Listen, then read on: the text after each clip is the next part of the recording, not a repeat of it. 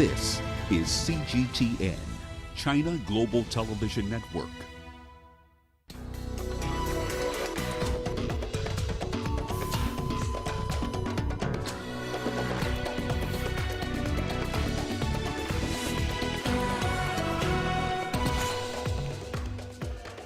Britain and Queen Elizabeth II say final goodbye to Prince Philip. Tens of thousands of residents of Nigeria's Maiduguri fleeing their homes due to jihadist attacks. And parts of Uganda grapple with hunger as World Vision raises alarm over starvation in Eastern Africa. Hello and welcome to Africa Live. As always, great to have you with us. I'm Richard Nta, live in Nairobi. And for those of you joining us from across the continent and around the globe, we thank you for joining us. Let's begin in Britain, where the funeral of Prince Philip has been held at St. George's Chapel in Windsor Castle. The country observed a minute of silence before the ceremony started at 3 p.m. local time. The funeral was steeped in military and royal tradition, but also infused with Prince Philip's own personality. The Duke of Edinburgh will lie in the royal vault at Windsor Castle.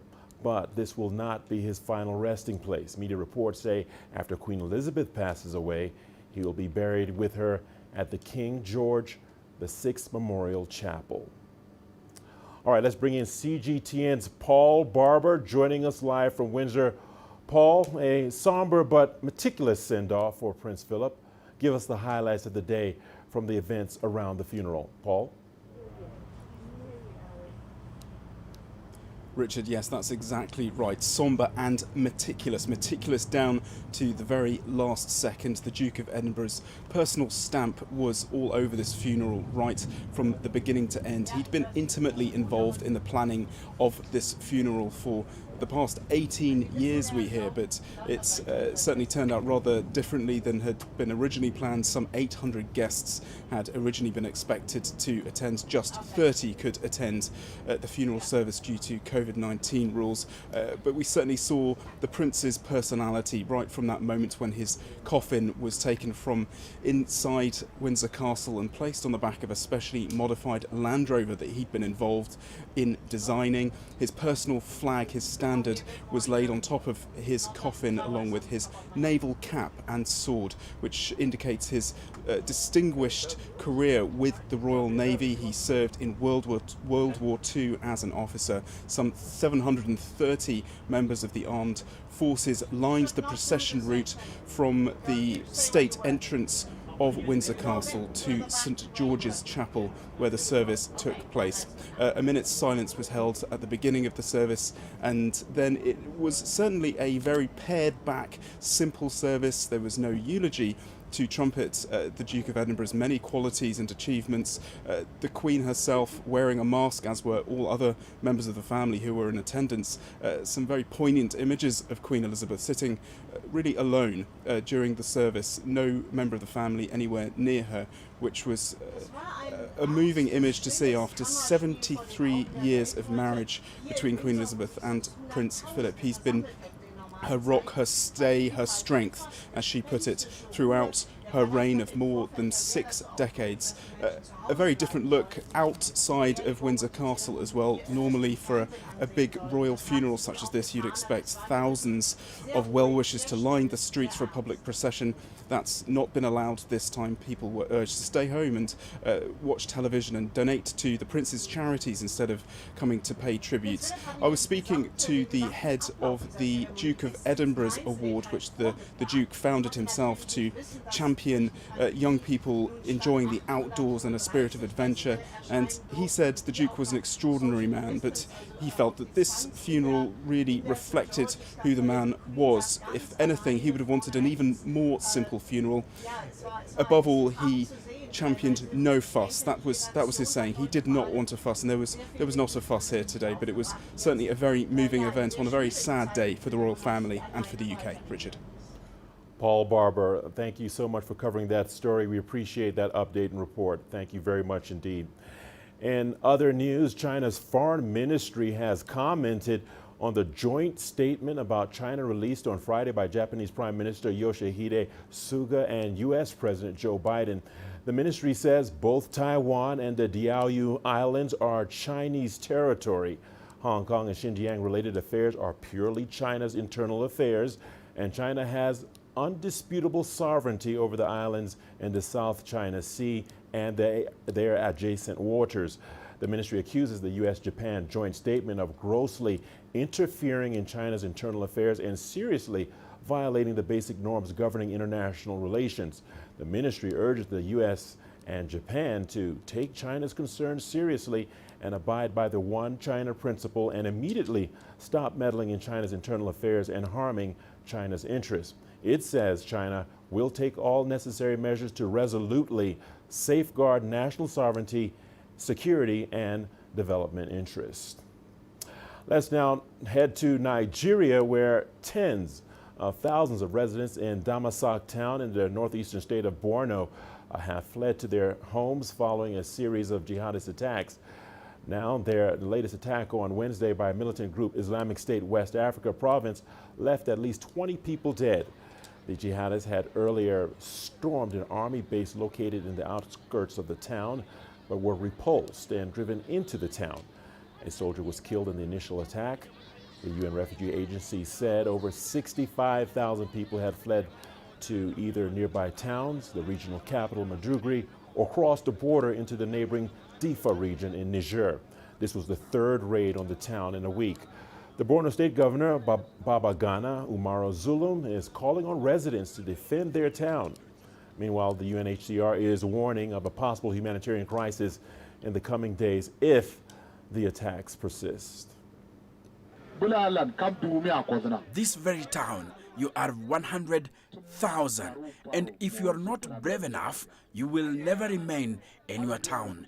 And we are here with you to say, if we weren't that brave, we will not be here all the way from Maiduguri. You need to be brave indeed and stand for the peace and unity of your town. And if you vacate your town, nobody will remain here. Since the governor said we should remain here in our town, we will abide by that and call all those that fled to come back and stay in our town. USJA also continues to receive very worrying reports of clashes between insurgent groups and the Nigerian armed forces in Damascus, in Borno State, and that non-state armed groups are targeting humanitarian assets and facilities, and recently also conducting house-to-house searches, reportedly looking for civilians identified as aid workers. The situation on the ground is extremely critical. If this continues, it will be impossible, maybe for longer periods of time, for us to deliver aid to people who desperately need it. The United States is imposing visa restrictions on government officials in Uganda accused of involvement in human rights abuses and undermining democracy during the January 14 general elections. A statement by Anthony Blinken, the U.S. Secretary of State, blames Ugandan security forces for the deaths and injuries of dozens of innocent bystanders and opposition supporters before, during, and after the election. CGTN's Michael Boleke has more. The names of the individuals being targeted have not been revealed. The Ugandan officials are accused of harassment, intimidation, arrest, deportation, and false legal charges against opposition candidates, civil society organizations, activists, and journalists.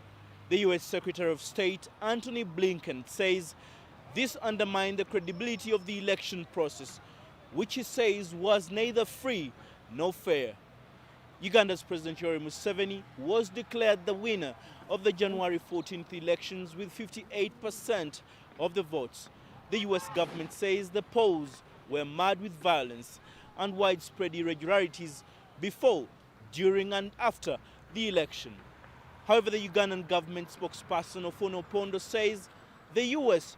has lost the moral high ground to give anyone lectures on democracy. It is something that we had known for a long time, that generally speaking, America is a rogue state. And American leaders are rogues, generally speaking. But nobody from within their system had sufficiently exposed them to the world as Trump and his behavior has exposed them. The US restrictions also target immediate family members of those implicated in the visa ban. Michael Baleke, CGTN, Kampala, Uganda. Let's head to the United States now, where investigators now say the 19-year-old gunman who killed 8 workers and himself at an Indianapolis FedEx center was a former employee of the facility. However, he was placed under psychiatric detention last year. The placement followed his mother's concerns when she reported that he might commit what she termed as, quote, suicide by cop, close quote. Law enforcement officials still insist that they have not determined if the Thursday attack was driven by racial or religious hatred. Meanwhile, a local leader of the Sikh religious community says it lost 4 members in the incident. The incident is the latest in a string of mass shootings that have been reported in the United States. This was the 7th in a month. And staying in the United States, more protests have been held against police killings on Friday night. In Portland, Oregon, riot police broke up demonstrations and fires were set around the downtown area. Crowds gathered after reports that police had shot and killed an unarmed man in a park who allegedly had a gun. That happened last year, and Portland was the site of intense clashes between protesters and law enforcement during the Black Lives Matter movement. The mayor has called on residents to proceed with peace.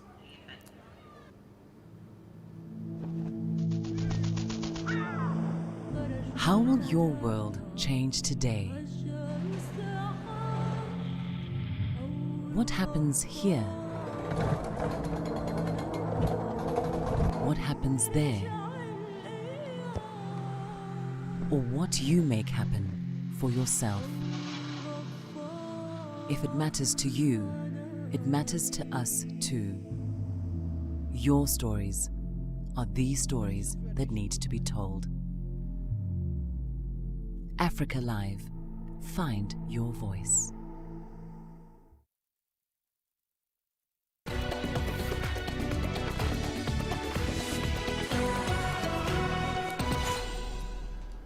Welcome back to Africa Live. Thanks for staying with us. One of South Africa's major public hospitals has been closed for 7 days after firefighters battled a stubborn blaze which started on Friday. Scores of patients and all staff at the hospital have been evacuated to other hospitals, among them several COVID-19 patients.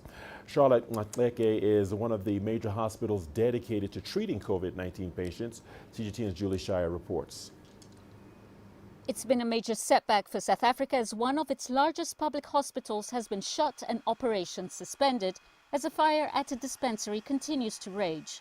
Firefighters have been battling to extinguish the blaze at Charlotte Matleke Academic Hospital. We have managed to contain the fire from spreading to other areas. It's been contained to one area where it started at the medical storeroom, and at around 5 o'clock the building above the medical storeroom checked in and collapsed. And then we withdrew our firefighters for safety. We're waiting for structural engineers to come in and then test the integrity of the building, if whether we can move in and be able to do the firefighting inside. The cause of the blaze is yet to be established. No casualties have been reported, and 400 patients, including over a dozen COVID-19 patients, were evacuated. The smoke that is coming in here is going into the different wards. We have taken precautionary decisions, firstly to make sure that we don't put the patients at risk. So the patients are being transferred to different hospitals. We have set up a call center that is going to be informing all family members of the patients about where the patients are. Worryingly, the facility is also one of the main arteries in South Africa's COVID-19 response. We cannot afford to have Charlotte Matleke closed for too long because, as you know, even with regard to treatment of COVID-19 patients, this is one of our preeminent facilities. This is one of the top-class public hospitals that has developed lots of innovations in the treatment of COVID-19. South Africa will be hoping there aren't more incidents like the one at Charlotte Makeke as it tries to guard against a resurgence in COVID-19 infections. Health facilities need to be at the top of their game as the biggest vaccination drive in the country's history is about to take off. Julie Shara, CGTN, Johannesburg, South Africa. The African Centers for Disease Control has expressed cautious optimism that the pause in the use of Johnson & Johnson COVID-19 vaccines will be lifted after a review by the U.S. Food and Drug Administration. The suspension came soon after the manufacturers of the Johnson & Johnson jab had signed a deal with the African Vaccine Acquisition Trust to deliver 220 million doses of the vaccine. CGTN's Robert Nagila reports. Shortly after the United States halted the use of the Johnson & Johnson COVID-19 vaccine after 6 cases of blood clots were reported, South Africa announced it was also suspending the use of the vaccine out of an abundance of caution. More than 280,000 health workers in the African nation have so far received a dose of the Johnson & Johnson vaccine. I held urgent consultations with our scientists who have advised that we cannot take the decision made by the FDA lightly. The 6 cases in question are among more than 6.8 million doses of the Johnson & Johnson vaccine administered in the US. The suspension comes 2 weeks after Johnson & Johnson signed a deal with the African Vaccine Acquisition Trust to deliver 220 million doses of its vaccine later this year and an option to order an additional 180 million doses. CDC Africa is cautiously optimistic the temporary suspension will not affect the deal with Johnson & Johnson. We want to believe that it is truly a temporary pause, that the outcome will indicate that this was just some very rare events and we will be able to continue with our vaccination because it will constitute a major blow if that is not the case. Africa only accounts for 2% of the more than 690 million COVID-19 vaccines administered globally. Health experts say they expect the suspension to be lifted shortly. If it wasn't for the fact that we are on a trial basis and therefore have to pause, I would have expected that we would continue until things became clearer regarding these blood clots. But I want to put it very clearly, there is absolutely no concern that we have regarding the safety and efficacy of the J&J vaccine.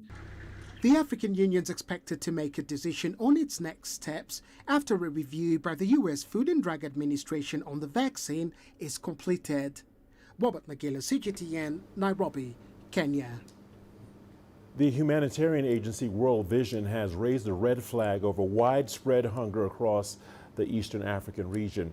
It's estimated that 108,000 people in East Africa could face starvation due to climatic change unless the international community acts.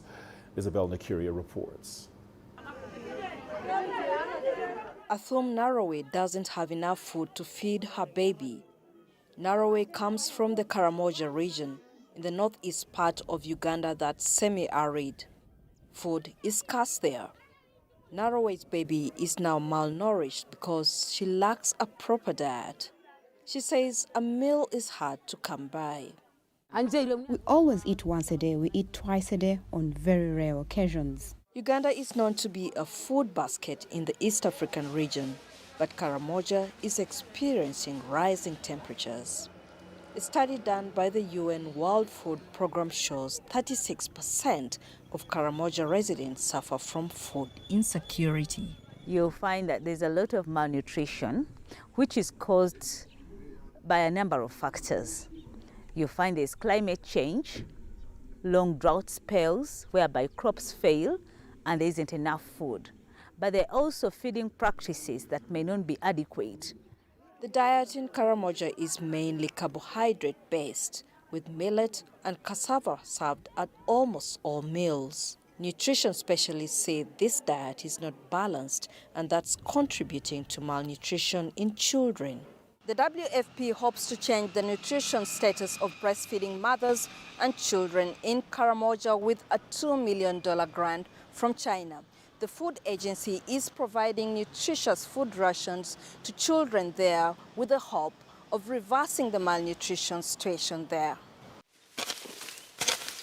Scientists warn governments need to do more to help farmers plan early and find alternatives to ensure food sustenance. If you can know really early that there's going to be a drought, a widespread drought, and crops are going to fail, you can put in place options for farmers whereby in that year perhaps they shouldn't continue working on their field and they should do something else that can generate them an income. World Vision warns millions of people in the East African region could face starvation due to climatic changes in weather patterns. It says despite urgent life-threatening situations like in Karamoja, less attention is being paid to humanitarian funding. Isabel Nakiria, CGTN Kampala, Uganda. The government of Kenya expects that the investment in geothermal energy will trigger exponential economic growth. Kenyan companies have been exploring ways to harness heat from below the surface of the earth. CGTN's Enoch Sokolia looks at alternative uses for geothermal energy. The main objective of the geothermal project is energy production. But according to experts from Kenya's Geothermal Development Company, Kenyans are bound to benefit much more from what is happening here at the Menengai caldera. A caldera is the depression left behind after a volcano erupts and collapses. Inside this one, 5 130-foot tall, 2,000 horsepower Chinese-built rigs give us an up-close look at Kenya's energy future. Even though they are silent for now, theirs is a success story. Over 50 wells they drilled have been found viable. Hundreds of megawatts of power can be pumped out from below the earth crust. But steam from these wells can be of much more use than just power generation. Meet Esther Njuguna, a geothermal energy direct use engineer. She's feeding fish in one of the geothermal heated aquatic ponds inside the caldera. What we have inside the ponds is the tilapia species of the fish, and the optimal growth temperature of fish is 29 degrees centigrade. So we always insist that we heat the temperature to around 29 degrees centigrade. And by so doing, instead of fish taking 9 months to 1 year inside the ponds, we are able to harvest our fish at around 6 months. This is where the magic happens, inside a heat exchanger. The geothermal water pumped into the exchanger heats up fresh water inside the metallic coils. The now hot fresh water is then distributed to various agricultural projects like greenhouses through this insulated pipe. Inside the greenhouses, what we are heating is the atmosphere of the greenhouse.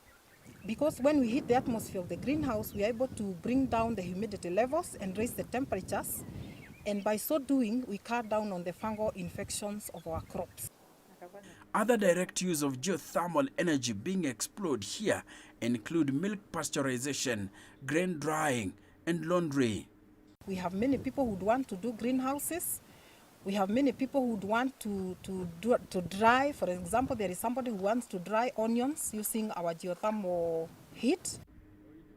The governor of Nakuru County, Lee Kinyanjui, says these direct uses will benefit his people and also Kenya as a nation. We can also not forget in the area of tourism. We have one hotel here in Kenya called Bogoria, where they're utilizing the hot spas from beneath, and lots of tourists keep going there. But the truth is, we have many other places where that can be done, from Naivasha to here in Nakuru and many other places. These ventures are being trialed at Menengai Caldera, but at the Olkaria geothermal site, also in Nakuru County, they are already taking shape. Enoch Sokolia, CGTN, Nakuru, Kenya. The news continues on Africa Live. We will see you on the other side of the break with your sports news. Here's a look at what's ahead. In sports, world marathon record holder Eliud Kipchoge is set to run on Sunday in the Netherlands in his first race after finishing 8th in the 2020 London Marathon.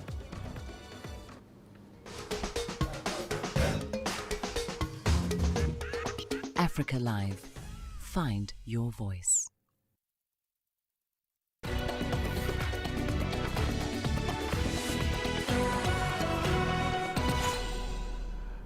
Welcome into Sport on Africa Live. We begin with athletics. Marathon world record holder Eliud Kipchoge believes he still can perform at the highest level after his 6-year unbeaten run ended in dramatic fashion with a career-low 8th place finish at last year's London Marathon. The 36-year-old Kenyan, who ran the world's first sub-2-hour marathon at an unofficial event in Vienna in 2019, will be making his comeback at Sunday's NN Mission Marathon at Twente Airport in the Netherlands. The race was originally scheduled to take place on April the 11th in Hamburg, but was postponed over COVID-19 restrictions. It will be Kipchoge's first outing since his